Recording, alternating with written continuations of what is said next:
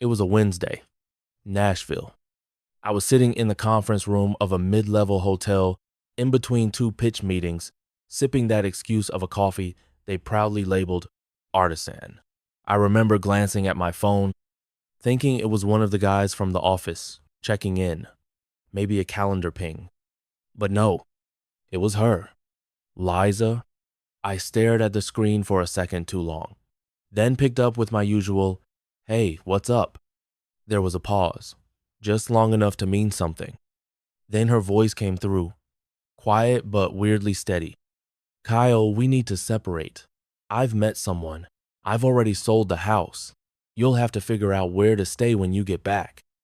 Huh, that was it. No tears, no nervous stammer, just a clean slice through 12 years of marriage, 3 dogs, a backyard deck we built ourselves, and all the rest of it. She was calm, almost rehearsed.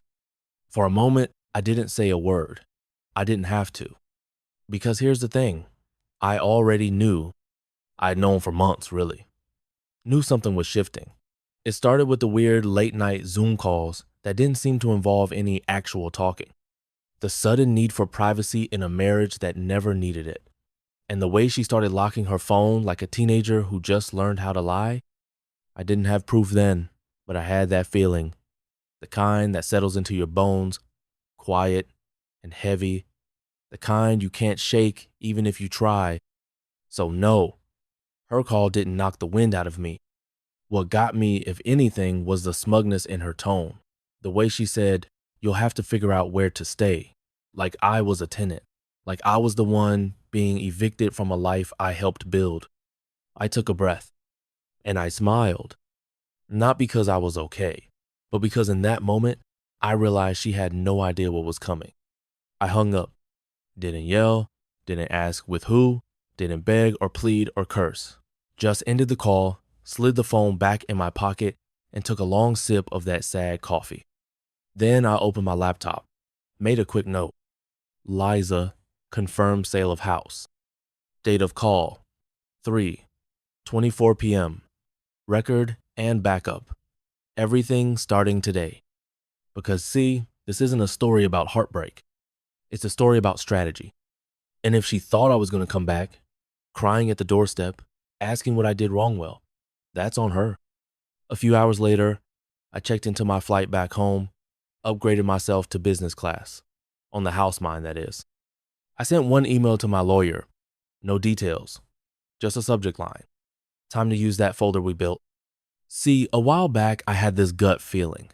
Something about the way Liza started asking questions about mortgage papers and refinancing, like she was brushing up on real estate law. So I did the responsible thing. I got ahead of it, shifted the ownership of the house legally into a trust under my name. She never even noticed. She thought she was playing chess. I was already done with the board. When I landed that night, I didn't go straight home. I went to my brother's place instead, cracked open a beer, told him everything. He didn't say much, just shook his head, handed me a second beer, and muttered, "She really thinks you're that soft, huh?" Yeah, she did. But she was about to find out otherwise. And the most ironic part, she called it a separation. But what she actually gave me was freedom. Funny how you don't notice the first crack in a wall you see every day. You walk past it 100 times. It's just part of the house. Then one day, light hits it differently, and suddenly, you can't unsee it. That's what it was like with Liza. It didn't start with some dramatic fight or big betrayal. It started small. A glance that lasted 1 second too long. A smile she only gave to her phone. A team retreat she swore was mandatory on a Sunday. At first, I gave her the benefit of the doubt. That's what trust does, right? You make excuses for the people you love. But then it kept happening. I remember the first time I really felt it. We were at dinner. Quiet place. That little Italian spot she used to love. She was checking her phone, smiling, then typing fast, like she couldn't get the words out quick enough. I leaned in to ask something, and she jumped. Literally flinched. Then flipped the screen down and said, "It's just Rachel from work." Rachel. The woman who hated text messages and never used emojis. Something in me went still. But I didn't say anything. I just nodded, cut another piece of lasagna, pretended I didn't feel the ice creep into my chest. From that night on, I started paying attention. Her phone, once an afterthought, now lived face down on every table. The passcode changed. She started going to the gym again, but somehow never broke a sweat. She'd come back smelling like cologne that wasn't mine. She told me she was reconnecting with herself. I told myself I was overthinking it, but my gut had already packed its bags. Then there were the work weekends. A sudden surge in client deadlines and strategy sessions that somehow always landed on Saturdays. She dressed just a little too nice for casual wear, and when she left, there was a skip in her step she used to save for anniversary dinners. One weekend I followed her. Not far, just enough to see her get into someone else's car. My cousin's car. Joshua. Yeah, that one stung. Josh and I weren't brothers, but growing up, we might as well have been. Every holiday, every family barbecue, we were side by side. He was the guy I trusted with my secrets. The guy who crashed on my couch after breakups and drank my beer like it was his. And now, he was the guy texting my wife under the table.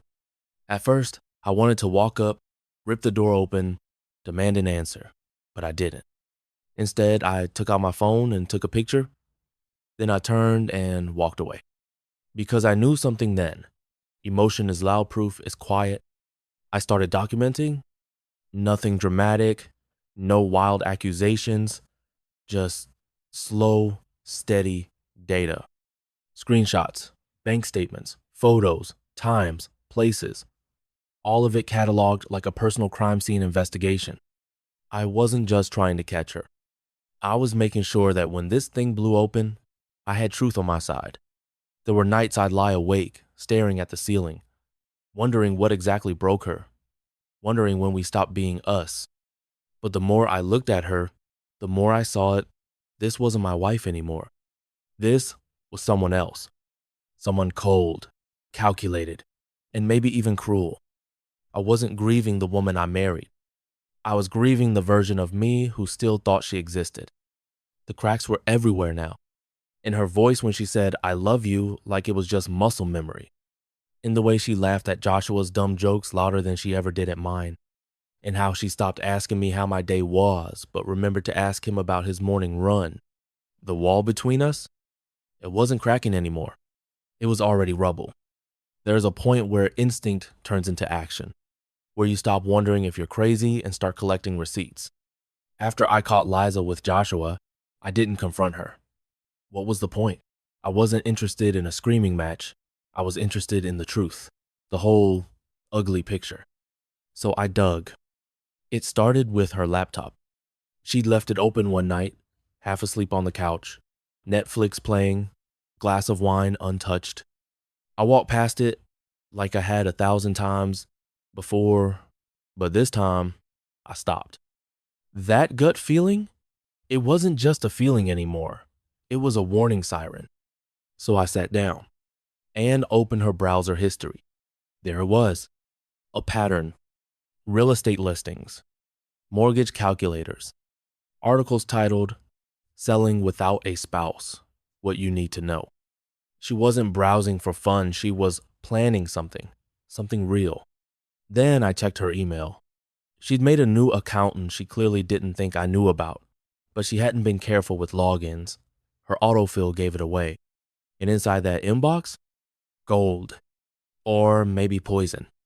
His name was Alan, a real estate agent from downtown.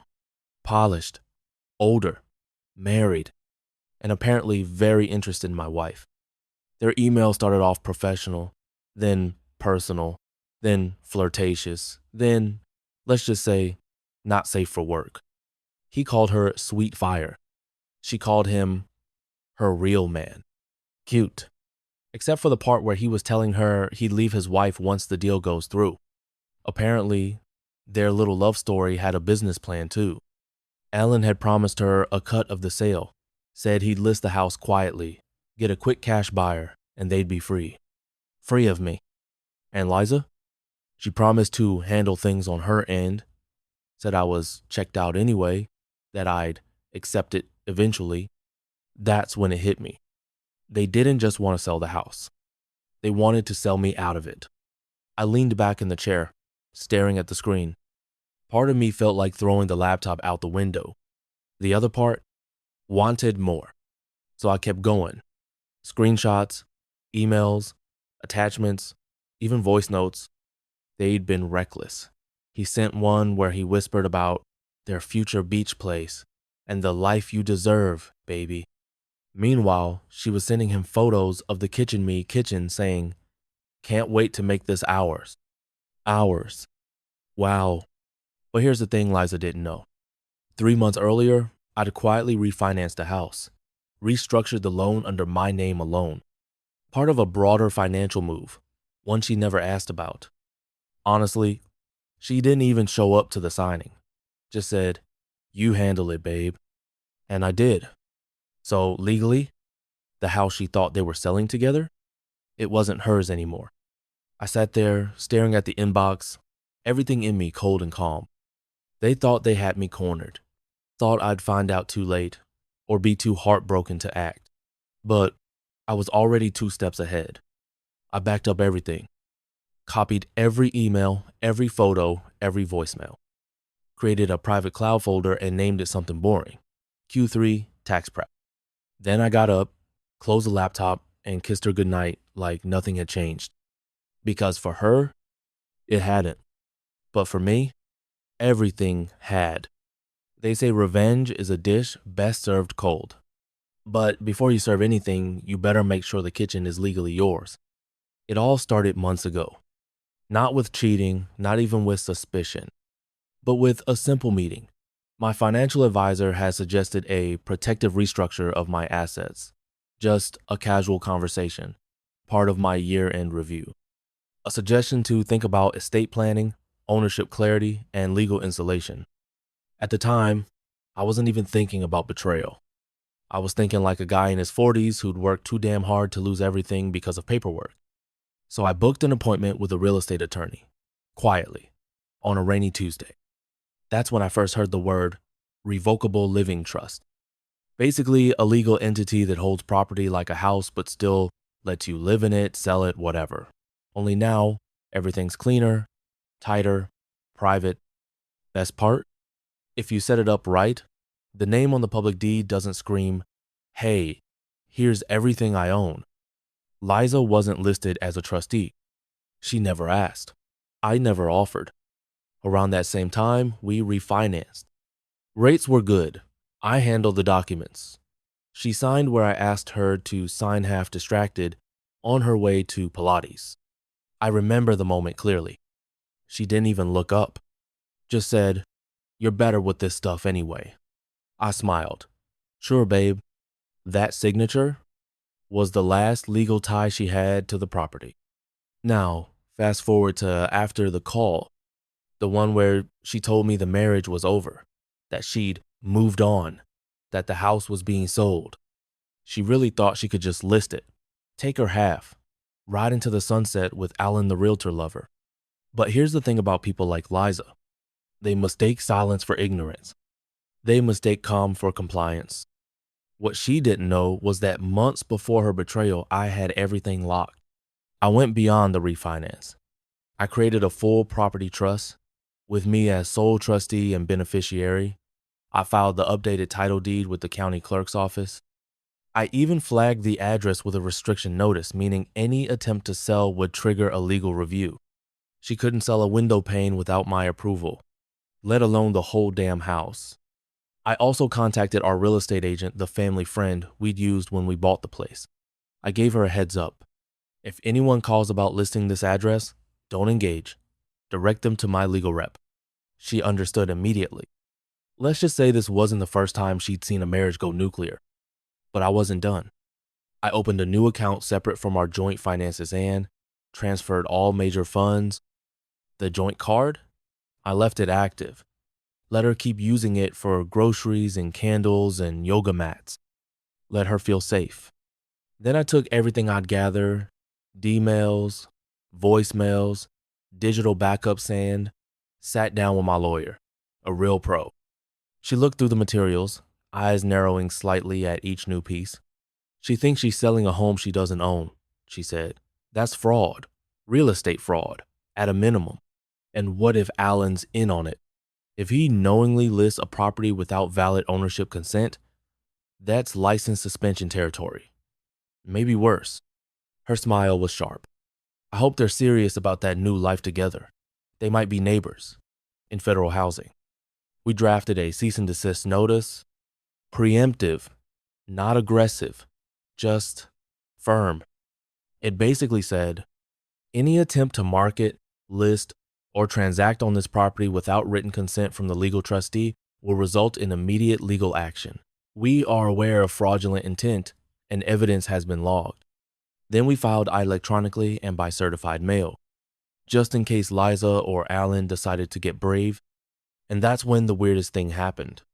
I started sleeping better, like way better. Because once you get past the pain, past the betrayal, the shock, there's something oddly peaceful about being prepared. I didn't need revenge. I just needed clarity. And a signature from the county clerk. Of course, Liza didn't know any of this. She still thought she held cards. That the house was 50-50. That Alan would make the sale happen fast and they'd be sipping champagne by Christmas. She had no idea that I'd already pulled the rug out from under both of them. Legally, quietly, without ever raising my voice. There's something surreal about getting a notification that your house is for sale when you're still drinking coffee in it. I opened the email half distracted, expecting a work update. Instead, I saw the subject line, listing confirmation, 47 Brookpine Lane. Listing, confirmation. For my house? At first, I just stared at the screen. She did it. She really pulled the trigger. Alan had officially listed the property. Photos, description, charming family home with recent upgrades, price tag that made me chuckle. Apparently, betrayal comes with a Zillow premium. I clicked through the photos, my photos, the living room I renovated myself, the kitchen island I built during lockdown. Even my tools were visible in the garage. And right there under agent info was Alan's smug little headshot. I didn't rage, didn't slam my laptop. I just leaned back in my chair and said, well, let's dance. First thing I did was call my lawyer. She answered on the second ring. She did it, I said. It's live. Already saw it, she replied. Someone flagged it to me this morning. You ready? Oh, I was born ready. Next, we reached out to the brokerage behind Alan. Calm, professional, just the facts. My lawyer forwarded them the deed, the trust documents, and the ownership filings. Everything airtight. Your agent has listed a property without consent from the legal owner, she said.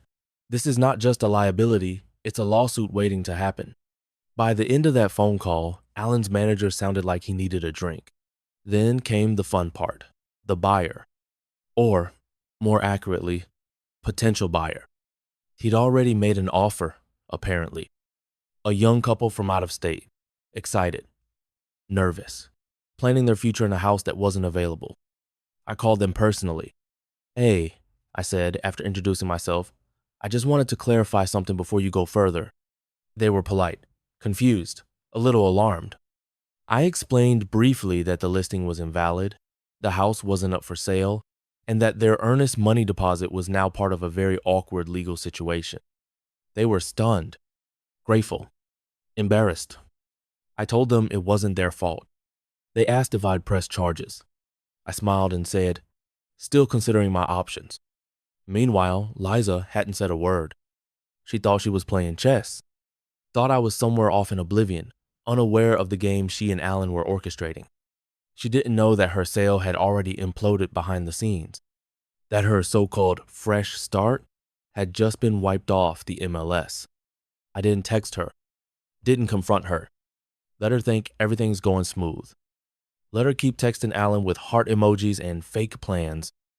Let her believe she's just one step away from freedom. I'd learned something important by then. Silence is power. It makes people fill in the blanks. They assume you're clueless, passive, broken. But really, you're just watching. documenting, calculating. And when it's time to move, you strike like a scalpel, not a hammer. A few days later, the listing was taken down. No announcement, no drama, just gone. Quietly erased from the internet like it never happened. I saved screenshots, of course, dated, watermarked, printed, because while she thought the game was about hiding text threads and locking her phone, I was building a case. I came home 2 days earlier than planned. No warning, no messages, no passive-aggressive on my way texts. Just walked through the front door with my bag in one hand and the truth in the other. She was in the kitchen, in my hoodie, looking like she hadn't even broken a sweat after trying to sell the roof over my head. Hey babe, fake brightness. That sugary tone she used when she wanted to cover up the stink of something burning. I smiled back, almost warmly. Hey, coffee? She blinked. A beat too long. Yeah, sure. Just made some. I dropped my bag, sat at the counter like it was any other Thursday. She poured 2 mugs, hands just slightly trembling. And I thought, you still think this is your stage? Let me show you the script I rewrote. I waited until she sat down, until she reached for her phone probably, to text Alan. He's back. Play it cool. Then I pulled out the folder.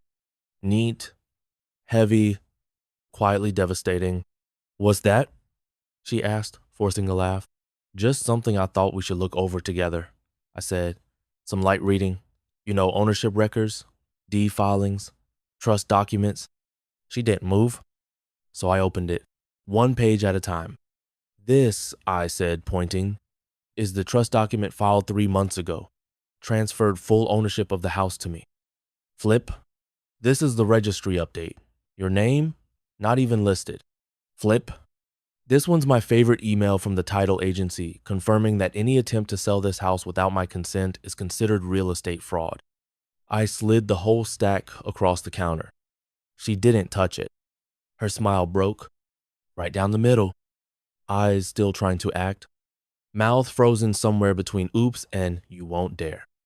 And for a moment, she said nothing, which told me more than any confession ever could. When she finally spoke, her voice was low. Measured. So, you went behind my back? I raised an eyebrow. That's rich.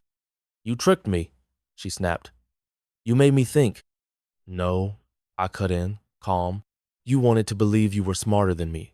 You assumed I'd never notice, never question. You bet everything on me being weak. That was your real mistake. She stood up then.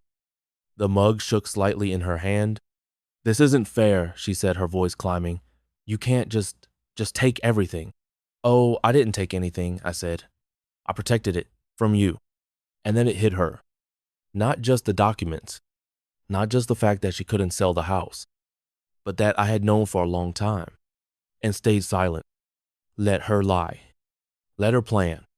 She looked at me, then really looked and saw someone she hadn't seen in a while. Not the quiet, compliant husband she thought she'd trained, but a man who had stopped trying to fix her and started preparing for war. You don't understand what Alan and I. She caught herself too late. I didn't even flinch. Oh, I understand perfectly, I said. And I've got all the messages to prove it. The flirty emails, the late night browser history, even the shared drive with the fake staging plans you were using to prep the sale. She paled, because now she realized I hadn't just blocked the sale. I documented the conspiracy. You planned this with him, I said, voice still low. The sale, the timing, even the story you'd feed me about needing space. She opened her mouth, closed it, and then finally came the panic. You can't press charges, she said, voice trembling. It won't hold. It'll ruin everything. I stood up. I don't need to press anything. I just have to share. I tapped my phone to Alan's wife, to the buyer, to the local brokerage board, maybe even your office, since I'm sure the non-disclosure in your contract says something about using company tools for personal gain. Her breath caught. For the first time since this whole thing began, she looked scared. I walked to the hallway, picked up my bag, and turned back one last time. You want it out? I said. You're free to go, but you're not taking a damn thing with you. She didn't answer, didn't follow, just stood there, lips parted, frozen in the ruins of her own scheme. A week. That's how long it took for her fantasy world to implode. 7 days from smug betrayal to total silence. First came the phone calls. At first, she was just checking in. Soft voice. Almost sweet. Like nothing had happened. Like she hadn't tried to steal the ground from under me. Then came the texts. Longer, sharper, demanding her share. Saying she had rights. Hinting at court. And finally, the meltdown. She showed up at my office parking lot. Eyes red. Hands shaking. Talking like someone who just realized the lifeboat was gone. Alan left, she blurted, skipping hello. He said there's nothing for him here. I almost smiled, because of course he did. Alan, the man she staked everything on, didn't just vanish. He sprinted back to his real life, to his real wife, the one he never planned on leaving in the first place. The moment he found out the house wasn't sold, he ghosted her, changed his number, deleted his socials, told mutual friends it was all a misunderstanding. She had bet everything on a man who viewed her as a vacation, not a partner. Now she was alone, and realizing too late, she'd burned the only bridge she had left. Don't do this, Kyle, she begged. You think I'm the villain, but you don't know the full story. I looked her dead in the eye. I know enough, and more importantly, I documented everything. She flinched. You can't just ruin my life over a mistake. Mistake? I snapped. The first crack in my calm. You coordinated with another man to fraudulently sell a house that wasn't yours. You used a fake power of attorney. You forged my signature on the listing documents. I stepped closer, not shouting, just stating. That's not a mistake. That's a felony. She tried to pivot, they always do. Said she'd take me to court. Said she'd prove we were married when the house was bought. That she contributed emotionally, whatever that means in legal terms. I didn't argue. I just reached into my bag, pulled out a clean little folder, and handed it over. Inside, copies of all communications between her and Alan, metadata timestamps, screenshots of their plan to sell behind my back, the fake documents, her email to the buyer pretending to act on my behalf, and a cover letter from my attorney that said, in short, if she continues this, we will not only pursue legal recourse, we will press charges for attempted fraud, document forgery, and conspiracy. She read in silence. The pages trembled in her hands. I didn't know it was this serious, she whispered. I leaned in. It's only not worse because I haven't filed a police report. Yet. She nodded slowly, then turned, got in her car, and drove off without another word. That night, I emailed my lawyer the full encounter. Attached updated screenshots, voice memos, a time-stamped security cam still from the parking lot. We didn't just close the door on her attempt, we sealed it shut. Alan? Never heard from him again. But I did get a curious email a week later from his wife, asking if I had any documents that might be relevant. I attached a zip file. No words. Let the truth do the talking. The courthouse was colder than I expected. Not the air itself, the energy. Polished floors, hollow silence. A faint buzz of printers and clerks moving papers around like justice could be sorted out by admin. I sat there, second row, left side, in a decent suit, calm. Liza walked in 5 minutes late, fake confident, hair curled, soft blouse, like she was about to pitch some sob story to a talk show. No sign of Alan. Of course, he vanished the moment she stopped being profitable. She didn't look at me. Smart. I wasn't going to blink first. Her lawyer, fresh out of grad school, by the look of him, shuffled papers like he was hoping the right words would just appear if he flipped fast enough. And then the judge entered. Tall woman, sharp eyes, the kind that has zero tolerance for drama. My kind of audience. Ms. Morgan, You may begin." And just like that, the act started. Her lawyer laid it out like a soap opera. She was isolated.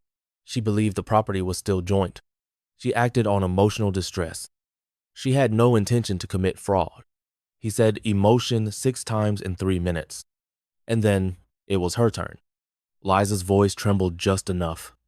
Tears right on cue. She looked at the judge, then at me, like we were all just misunderstood players in a romance novel gone wrong. "I didn't mean to hurt him. I didn't know what else to do. I thought we were over, and Alan made me feel seen again.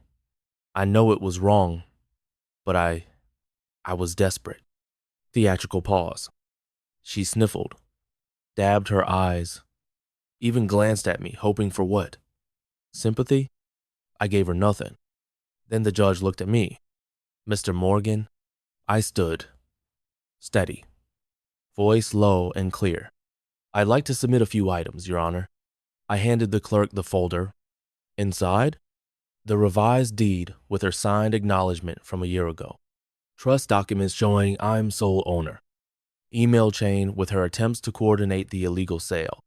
Screenshots of text with Alan discussing commission splits. And one little voice memo where she said, quote, "Once it's sold, he'll have to move out. He can cry all he wants. It's done." No emotion, no raised voice, just facts. When I sat back down, the courtroom felt different. The air got heavier. Liza shifted in her chair. The lawyer paled. The judge reviewed everything in silence. Page flip, page flip. Then she spoke. "Let me be very clear. You knowingly attempted to sell a property you do not legally own. You did so by deception and with intent to profit." Liza blinked. Her lower lip trembled. "The defendant," the judge said, nodding toward me, "provided signed documentation showing sole ownership. Your claims of misunderstanding are not supported by evidence, and emotional turmoil does not negate a legal contract." She paused, looked directly at Liza. "Miss Morgan, this wasn't a mistake. This was a scheme." Liza looked like the ground was opening under her. "As for your demand for 50% of the home's value, it is denied in full. You have no claim to the property. You signed away your rights and then tried to resell it behind the rightful owner's back." She closed the file. "The court rules in favor of Mr. Morgan. Any further attempts to contest ownership will be considered harassment. Case closed." The gavel came down, not loud but final. I didn't look at Liza as she started crying again. This time, it wasn't for show. Her lawyer whispered something to her. Probably, "You're lucky it's civil court." But I knew what was next.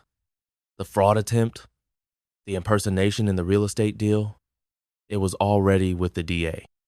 I got up, buttoned my jacket. Liza finally looked at me, eyes red, desperate. I didn't mean for it to go this far. I didn't answer, because I didn't mean for it to go this far either. But she lit the match. I just let it burn. It's strange how fast things fall apart when the truth finally breaks the surface. For weeks, she thought she played the perfect hand. The affair, the secret meetings, the sale of the house. And Alan, her charming partner in crime, turned ghost. The fallout started the moment the court ruling dropped. No property, no payout, no sympathy. Alan blocked her the same afternoon. Clean break. Deleted his socials. Changed his number. Vanished like he was never there. I guess it's easy to promise someone the moon when you're banking on a stolen home. But once he realized there was nothing to gain, he cut ties faster than she could say, "We need to talk." Her parents called me. Not her me. Her mother was polite, but I could hear the edge in her voice. "We didn't raise her like this," she said. And maybe they didn't. But somewhere along the way, their daughter became someone who thought love was leverage and marriage was just a shortcut to a better zip code. Our mutual friends didn't say much. Some unfollowed her quietly. Others texted me short messages of support. No one wanted to take sides publicly, but you could feel it in the silence. The respect stayed with me. Meanwhile, I was already signing the final paperwork. Not just the divorce, everything. Title updates, bank corrections, New insurance, anything that still had her name on it was stripped clean. The house got the locks changed the next day. And you know what the funny part is? I didn't feel angry, just relieved, like I was finally breathing clean air again. I started tearing out the old kitchen tile that weekend, not because it needed fixing, because it needed purging. Every part of that house held echoes of what used to be, so I stripped it down. New walls, new floors, new energy. I moved my office too, bigger space, closer to downtown. Signed the lease without hesitation. There's something about having your life burned to the ground that sharpens your vision. You stop hesitating, you start building. I wasn't rebuilding our life. I was building mine. From the ground up with both eyes wide open this time. And her? She sent one last message. I missed the way you used to look at me. I didn't reply. Because the man who used to look at her like that, he's gone. And the one who replaced him, he doesn't look back. 1 year later, and you'd barely recognize the place. The house, same lot, same foundation, but the energy, completely different. Lighter, quieter, stronger. The floors are new. The paint fresh and warm. I even put up a bookshelf where our old wedding photos used to be. Now it holds paperbacks, a couple of framed prints I picked out myself, and a little ceramic dog someone gave me when I adopted Scout. Yeah, I got a dog. Didn't plan it. Just walked past a shelter one Saturday, and there he was. Big, awkward mutt with too much energy and a tongue that can't stay in his mouth. He sleeps at the foot of my bed now, snoring like an old man. And honestly, I wouldn't trade that for anything. Every morning, I brew coffee in the same kitchen where she used to tell me how stale our life was becoming. It tastes better now. Maybe because there's no bitterness in the room anymore. Maybe because there's no lies steeping behind every cup.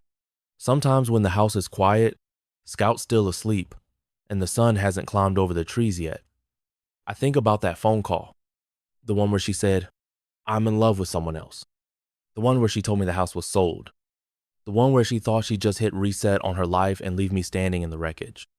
And I smile, not because it didn't hurt. It did. But because she gave me something that day without meaning to. A clean break. A reason to stop pretending. The push I didn't know I needed. She wanted to take everything from me. Instead, she gave me the chance to reclaim myself. The house stands because I made sure it was protected. But I stand because I stopped waiting for someone else to fight for me. There's someone new now. Not officially. Just someone I get coffee with sometimes. She laughs at my dumb jokes and asks about Scout like he's a toddler. No declarations, no rush. Just peace. And if I've learned anything from this past year, it's this. You don't have to rebuild fast. You just have to rebuild right. This house, it was almost stolen. But now, it's mine in every sense of the word. Not because of walls or contracts, but because it's where I healed. The house that lies couldn't take became the place I finally found the truth. And for the first time in a long, long time, that truth feels like home.